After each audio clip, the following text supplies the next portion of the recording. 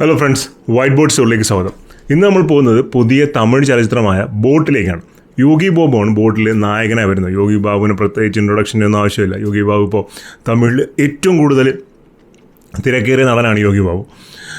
ചിമ്പുദേവനാണ് ഇതിൻ്റെ ഡയറക്ടർ. ചിമ്പുദേവൻ അത്യാവശ്യം എസ്റ്റാബ്ലിഷ്ഡ് ആയ ഒരു തമിഴ് ഡയറക്ടറാണ്.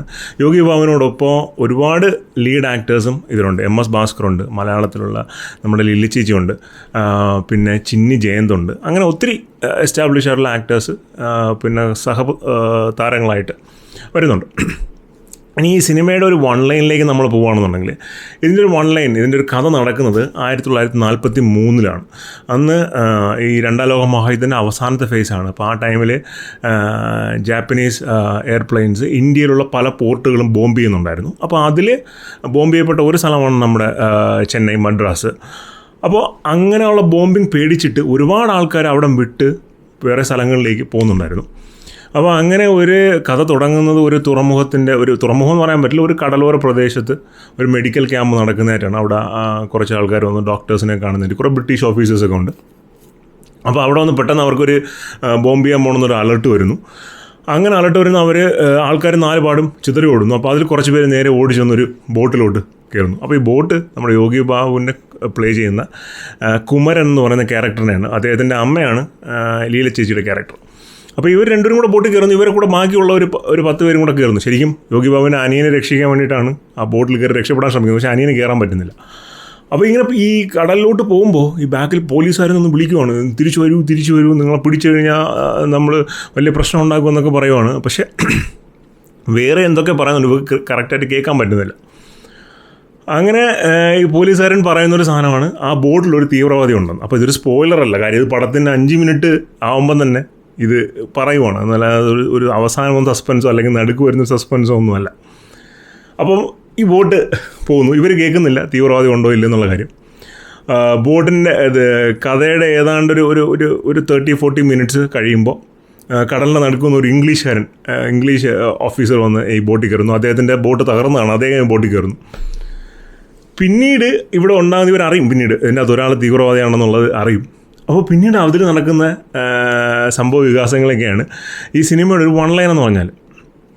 ഭയങ്കര എന്ന് വെച്ചാൽ ഫസ്റ്റ് ഹാഫ് ഭയങ്കര എൻഗേജിങ് ആണ്, ഭയങ്കര നല്ല എന്ന് വെച്ചാൽ ഇപ്പോൾ ഈ പ്ലോട്ട് കേൾക്കുമ്പോഴേ നമുക്കറിയാമല്ലോ എന്താണ് സംഭവിക്കാൻ പോകുന്നതെന്നുള്ള ഒരു ജിജ്ഞാസ സ്വാഭാവികമായിട്ടും നമുക്കുണ്ടാകും. ഇത് ആരാണ് തീവ്രവാദി, എന്താണ് ചെയ്യാൻ പോകുന്നത്, ഇവർ നടുക്കടലിലാണ്, ഇവർക്ക് വേറെ പോകാൻ അടുത്ത് ലാൻഡ് ഏരിയാസൊന്നും ഇല്ല, കൂടെ ഒരു ബ്രിട്ടീഷുകാരനുമുണ്ട്.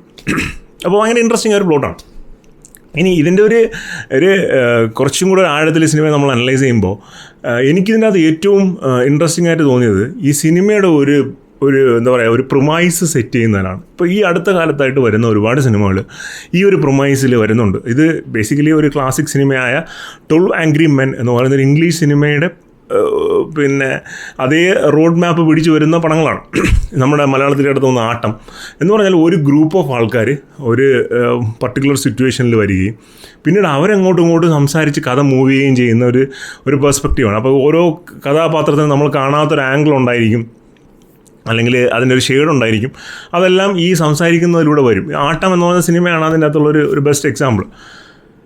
അത്തരത്തിലൊരു സിറ്റുവേഷൻ, ആ ഒരു റോഡ് മാപ്പിൽ പോകുന്ന സിനിമയാണ് നമ്മുടെ ഈ ബോട്ട് എന്ന് പറയുന്ന സിനിമ. ഇതിൻ്റെ ഡയലോഗ്സ് എല്ലാം ഗംഭീരം ഡയലോഗ്സാണ്. അതായത് എന്താ പറയുക, ഈ പൊളിറ്റിക്സ് അന്നത്തെ കാലത്ത് നിലനിന്നിരുന്ന അല്ലെങ്കിൽ ഇപ്പോൾ പലപ്പോഴും പല ആൾക്കാരും വിശ്വസിക്കുന്ന പല കാര്യങ്ങളെയും ചോദ്യം ചെയ്യുന്ന രീതിയിലുള്ള ഡയലോഗ്സ് ഈ സിനിമയിൽ ആദ്യം മുതൽ അവസാനം വരെ ഉണ്ട്. ഫസ്റ്റ് ഹാഫിൽ പറയുന്ന ഓരോ ഡയലോഗിനും വേറൊരു അർത്ഥമുണ്ട്. ഒരു മോശം അർത്ഥമെന്നല്ല ഞാൻ പറയുന്നത്, പക്ഷേ അതിന് വേറൊരു അർത്ഥം, ഒരു ഡീപ്പ് മീനിങ് ഉണ്ട് അതിനകത്ത്. അത് വളരെ നീറ്റായിട്ട് ക്രാഫ്റ്റ് ചെയ്തിട്ടുണ്ട്. ആ ഡയലോഗുകൾ പറയുന്ന സെൻറ്റൻസുകളായാലും അല്ലെങ്കിൽ ഡയലോഗ്സുകളായാലും പിന്നെ അത് പറയുന്ന സിറ്റുവേഷൻസ് ആയാലും അത് ഭയങ്കര നല്ല രീതിയിൽ അത് ക്രാഫ്റ്റ് ചെയ്തിട്ടുണ്ട്. സെക്കൻഡ് ഹാഫിൽ വരുമ്പോൾ അവരൊരു പർട്ടിക്കുലർ സിറ്റുവേഷനിലെത്തുന്നു. പിന്നീട് അങ്ങോട്ട് സെക്കൻഡ് ഹാഫും ഈ പ്രൊമൈസസിൽ തന്നെ പടം കണ്ടിന്യൂ ചെയ്ത് പോകുന്നതാണ്. ഇതിൻ്റെ ഒരു അതായത് സിനിമയുടെ പ്ലസ് പോയിൻറ്റ്സിനെ പറ്റി പറയുകയാണെങ്കിൽ യോഗി ബാബുവിൻ്റെ പെർഫോമൻസ് തന്നെയാണ് ഇതിൻ്റെ ഒരു വലിയ ഹൈലൈറ്റ് എന്ന് പറഞ്ഞാൽ. അദ്ദേഹം നല്ലൊരു ആക്ടറാണ്. ഇടയ്ക്ക് നമ്മുടെ കോവിഡിൻ്റെ ടൈമിൽ മണ്ടേല എന്ന് പറഞ്ഞൊരു സിനിമ നെറ്റ്ഫ്ലിക്സിൽ വന്നിട്ടുണ്ടായിരുന്നു. ഗംഭീരമായിട്ടുള്ള ഒരു സ്റ്റോറി ലൈനും നല്ല പെർഫോമൻസും ആയിരുന്നു. അദ്ദേഹത്തിൻ്റെ നല്ല പെർഫോമൻസ് ഈ സിനിമയിലോട്ടും ക്യാരി ഓവർ ചെയ്തിട്ടുണ്ട്. അദ്ദേഹമാണ് ഈ സിനിമയെ ബേസിക്കലി മുന്നോട്ട് കൊണ്ടുപോകുന്നത്.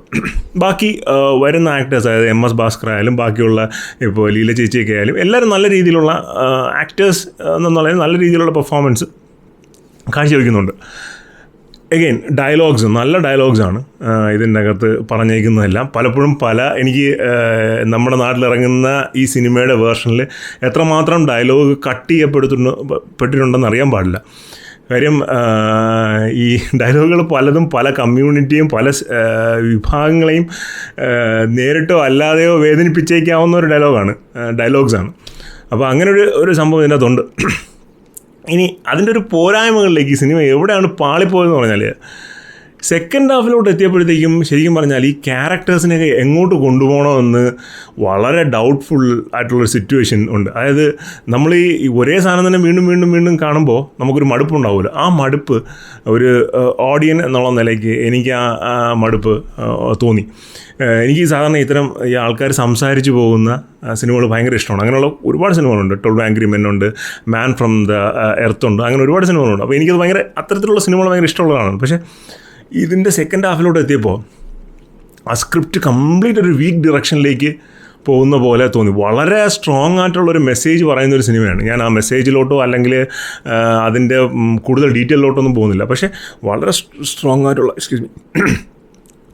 ആയിട്ടുള്ളൊരു മെസ്സേജ് പറയുന്ന നല്ല ക്യാരക്ടർ ആർക്കുള്ള ഒരു മൂവിയാണിത്. പക്ഷേ സെക്കൻഡ് ഹാഫ് കൊണ്ട് ഇത് കല ഉടച്ച് കളഞ്ഞു എന്ന് പറഞ്ഞൊരു അവസ്ഥയായിപ്പോയി. കുറച്ചും കൂടെ ഒന്ന് ടൈറ്റ് ആക്കാമായിരുന്നു. ഈ കുറച്ച് ആവശ്യമില്ലാത്ത നീട്ടൽ കൊടുക്കാതെ കുറച്ചൊന്ന് ടൈറ്റ് ആക്കിയിരുന്നെങ്കിൽ സെക്കൻഡ് ഹാഫ് ഗംഭീരമായി ഒരുപക്ഷെ ഒരു ക്ലാസിക് സിനിമയായി മാറാനുള്ള എല്ലാ എലമെൻസും ഈ സിനിമയ്ക്കകത്തുണ്ടായിരുന്നു. ഇതിനകത്ത് എനിക്ക് ഏറ്റവും ഇഷ്ടപ്പെട്ടതെന്ന് പറഞ്ഞാൽ ഈ 10 പേര് ആ ബോട്ടിലുണ്ടല്ലോ, ഈ കടലിനടുക്ക്, അതിലകത്തൊരു ബ്രിട്ടീഷുകാരും വരും. അപ്പോൾ ആ സ്ക്രീൻ പ്ലേയിൽ കൊണ്ടുവന്നിരിക്കുന്ന ഒരു എലമെൻ്റ് ഉണ്ട്. അതായത് പല സ്വഭാവത്തിലുള്ള 10 പേരാണ് ഈ ബോട്ടിൽ ഇരിക്കുന്നത്. ഈ ബ്രിട്ടീഷുകാരും വരികയും എങ്ങനെ ഈ 10 പേർക്കുള്ളിൽ ഒരു കലഹം സൃഷ്ടിക്കുന്നു എന്നുള്ള എലമെൻറ്റ് ഓഡിയൻസിലേക്ക് വളരെ ഭംഗിയായിട്ട് ഈ സിനിമ നമുക്ക് കമ്മ്യൂണിക്കേറ്റ് ചെയ്തിട്ടുണ്ട്. അത് വളരെ പ്ലസ് പോയിൻ്റാണ്. നേരത്തെ അത് പറയാൻ വിട്ടുപോയതാണ്. ഒരു ഗംഭീര സാധനമാണ് അത് ചെയ്തേക്കുന്നത്. പക്ഷേ സെക്കൻഡ് ഹാഫിലേക്ക് വരുമ്പോഴത്തേക്കും ഒരുപാട് റെപ്പറ്റീഷനും ആ ക്യാരക്ടേഴ്സിൻ്റെ ഒരു സ്റ്റീം പോകുന്ന എന്ന് വെച്ചാൽ നമ്മൾ ഈ വെടി തീർന്നു പോകുന്ന ഒരവസ്ഥ സ്ക്രീൻ പ്ലേയിലാകെ ഉണ്ട്.